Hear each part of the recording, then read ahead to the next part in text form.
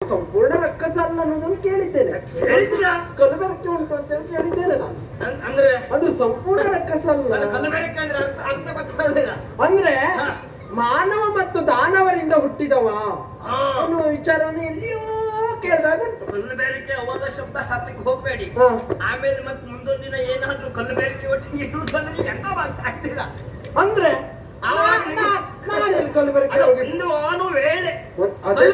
ಅದೆಲ್ಲ ಬೇಡ. ನೀನ್ ಯಾಕೆ ಬಂದ? ನಾವು ಯಾಕೆ ಕಳಿಸ್ದ? ಹೊಟ್ಟೆ ಇಲ್ವಾ?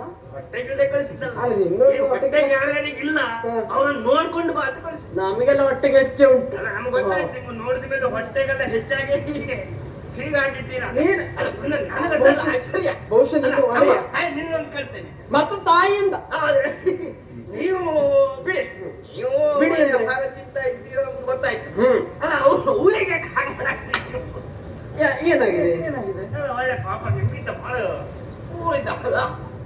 ಅಲ್ಲ, ನೀ ನನ್ನ ಹತ್ರ ಮಾತಾಡುವಾಗ ಅವಳ ವಿಷಯ ಯಾಕೆ ನಿನಗೆ? ಕಾಣು, ನನ್ನ ಹಿಡ್ಕೊಂಡು ಬಂದವಳಲ್ಲ ಅವಳ. ಇವನಲ್ಲಿ ಕೇಳಿದ ಪ್ರಶ್ನೆ ಒಂದು, ಮಾತಾಡುವುದೆಷ್ಟು? ಸುಮ್ಮುಖ ಅಂತೆ ಬಿಡಿ, ಒಟವಟಿ ಸುಬ್ಬ ಇದ್ದಾಗಿದ್ದೀನಿ.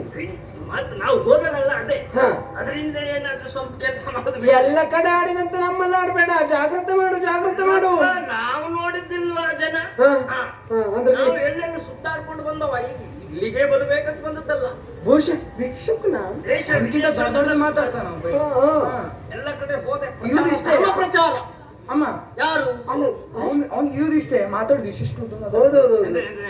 ಮತ್ತೊಮ್ಮೆ ನೀ ಮಾತಾಡ. ಇರುವುದಿಷ್ಟು ಮಾತು ದೊಡ್ಡ. ನೀನು ಸಣ್ಣ ಮೆಣಸು ನೋಡಿದ್ಯಾ? ಸಣ್ಣ ಮೆಣಸು ನೋಡಿದ್ದೆ. ನೋಡ್ಲಿಲ್ವಾ? ನೋಡಿದ್ದೇನೆ. ನಮ್ಮಲ್ಲಿ ಬಾಯಲ್ಲಿ ಹಾಕಿ ನೋಡಿದ್ಯಾ? ಅಲ್ಲ, ಈಗ ನೀನ್ ಇದೇ ರೀತಿ ಮಾತಾಡ್ತಿದ್ರೆ ಬಾಯಲ್ಲಿ ಹಾಕ್ತೇವೆ. ಹಾಗೆ ನಾವು ಬಹಳ ಕಾರ ಅನ್ನುವುದು ಕಾರಣ ಪ್ರಚಾರಕ್ಕಾಗಿ ಕಳುಹಿತು.